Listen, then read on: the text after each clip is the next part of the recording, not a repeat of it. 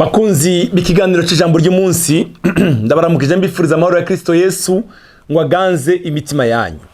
Turabashimiye abadusengera, abadushigikira mwese. Yesu abahezagire cyane. Bakundwa, twimenyereze cyane ubuzima bw'ijambo ry'Imana. Ni ikintu kidasanzwe ku buzima bwacu. Iki gitondo uyu munsi aho wumviriza rino jambo ari ku mugoroba ari kuri televiziyo, reka dusengane nawe duhagaze kuri aya majambo. Yanditse mu gitabo cy'abami, igitabo cya mbere cy'abami, igice cy'umunani, umurongo wa 49. Haravuga ngo nuko uze wumve gusenga kwabo no gutakamba kwabo, uri mu ijuru ubaroraniriza ibyabo. Nuko uze wumve gusenga kwabo no gutakamba kwabo, uri mu ijuru ubaroraniriza ibyabo. Hari ibyawe bitaroranye, hari iby'abana bitaroranye, hari iby'urugo bitaroranye, hari iby'akazi bitaroranye, hari iby'ishengero bitaroranye, hari ibigukikije bitaroranye. Biragusaba gusenga kugira ngo Imana ibiroranye. Uze wumve gusenga kwabo no gutakamba kwabo, uri mu ijuru ubaroraniriza ibyabo. Hari igihe ibyacu bitaroranye, ariko gusenga kwacu no gutakamba kwacu no kwinginga kwacu no kwisonzesha kwacu no gutanga ikiguzi gikwiye, hari igihe Imana iroranya ibyacu.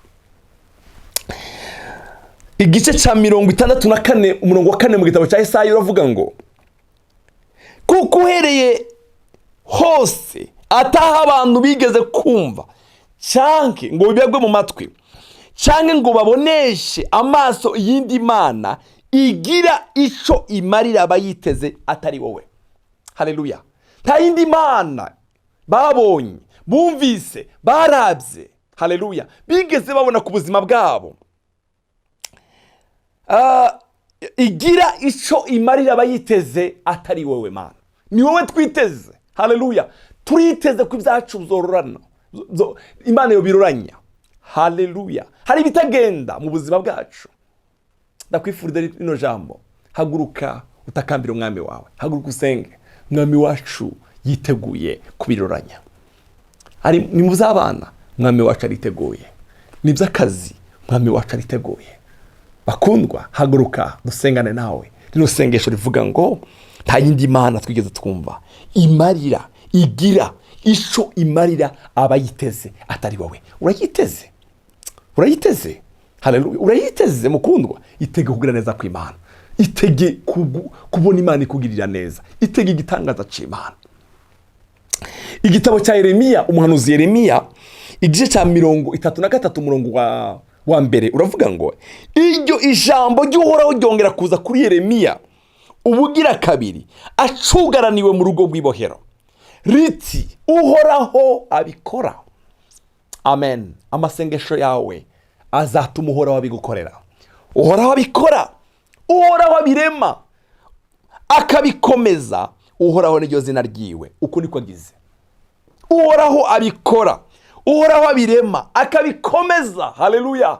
Reka ngusengere umwami abikuremere. Mwami wacu aracarema. Haleluya. Akabikora akabikomeza.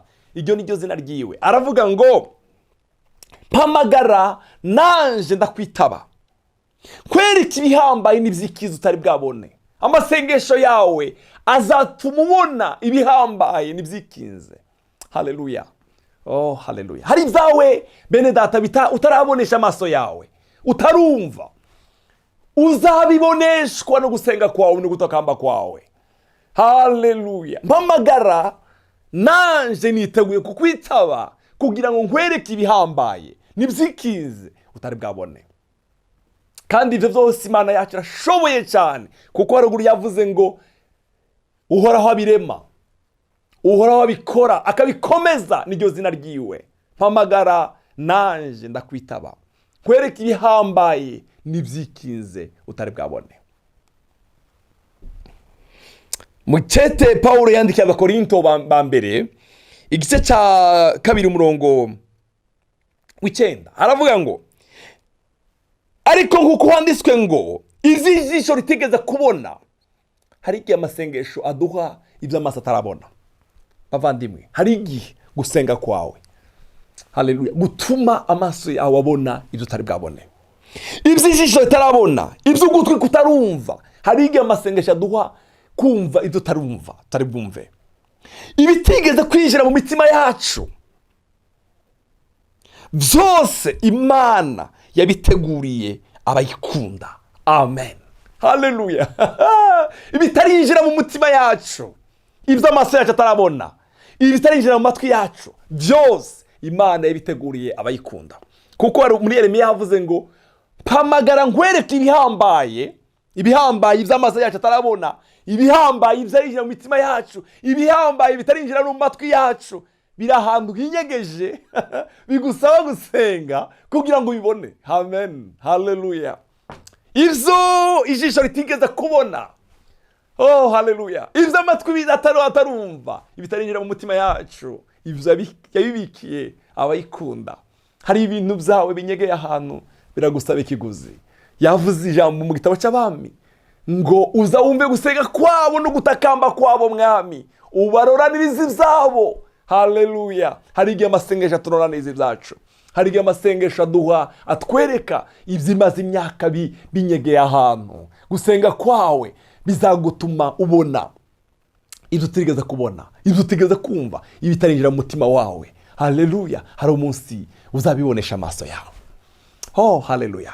Gusenga kwawe no gutakamba kwawe bizatuma ubona ibyo amatwi yawe atarumva, ibyo umutima wawe utarashe, ibitaragira umutima wawe. Hari umunsi gusenga kwawe bizakugezaho. Haleluya. Ndakwifurije gusenga, kuko dusenga, kuko Yeremiya yavuze ngo nuhora abirema. Birashoboka ko ashaka kubikuremera. Nuhoraho abirema, nuhoraho abikora. Iryo niryo zina ryiwe, iryo niryo zina ryiwe. Mpamagara naje ndakwitaba, nkwereke ibihambaye nibyikinze utari bwabone. Hari ibyawe byikinze, hari ibyawe utari bwabonesha amaso. Haleluya. Mukundwa, haguruka uhamagare, haguruka ushishikare, haguruka ukomeze. Haleluya.